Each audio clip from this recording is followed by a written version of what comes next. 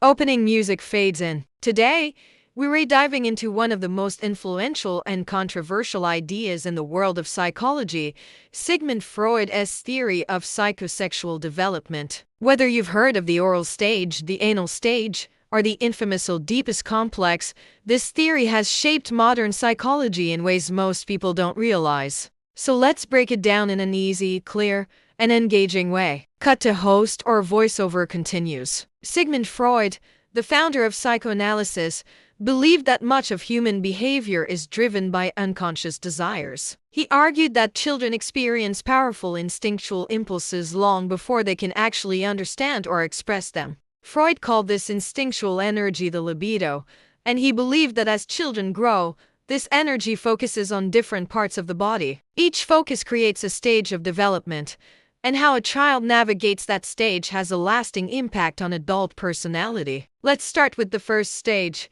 the oral stage, which spans from birth to about 1 year old. During this period, an infant's primary source of pleasure is the mouth. Sucking, eating, tasting, these actions bring comfort and security. According to Freud, this stage forms the foundation of trust. But if an infant is overfed or underfed, they may develop what Freud called an oral fixation, which could show up later in life as overeating, smoking, nail biting, or even dependency on others for emotional support. Next comes the anal stage, from ages 1 to 3. This is when toddlers learn to control their bowel movements. Freud believed this stage centers on the conflict between the child's desire for independence and parental expectations. Strict or overly harsh toilet training might create an anal retentive personality, someone who is rigid, perfectionistic, or overly controlled. But if parents are too lenient, the child might develop what Freud called an anal expulsive personality,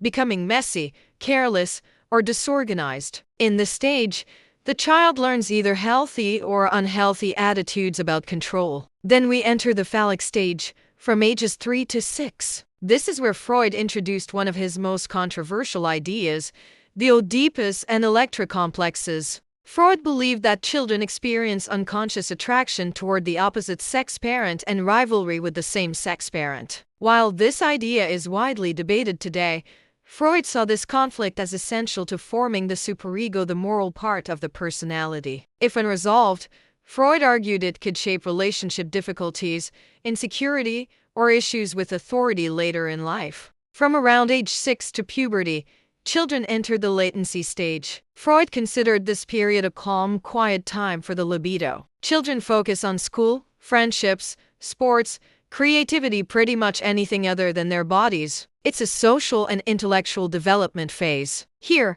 kids learn to cooperate, communicate, and navigate friendships. This stage helps build confidence and social identity. Finally, starting in adolescence, we reach the genital stage, which continues into adulthood. As puberty begins, the libido reawakens and shifts focus toward mature sexual relationships. Freud believed that if earlier conflicts were successfully resolved, individuals would become capable of intimacy, empathy, and productive work. In other words, the ability to love and to contribute meaningfully to society. If not, unresolved issues from earlier stages could reappear and influence adult behavior. Now, it's important to acknowledge that Freud's theory has faced a lot of criticism. Many modern psychologists argue that Freud overemphasized sexuality, lacked scientific evidence, and drew broad conclusions from a small number of adult patients. But even with its limitations, Freud's work dramatically changed how we think about childhood, mental development, and the unconscious mind. His ideas paved the way for modern therapy, personality theory, and our understanding of how early experiences can shape the adult self. Closing music begins softly. So, whether you see Freud as a genius, a product of his time, or a mix of both, his psychosexual theory remains a cornerstone of psychological history. Understanding it helps us appreciate the evolution of psychological thought and how far we've come since then. Thanks for watching. If you enjoyed this breakdown, remember to like, subscribe, and share the video. And tell us in the comments, which Freud stage surprised you the most? Fade out.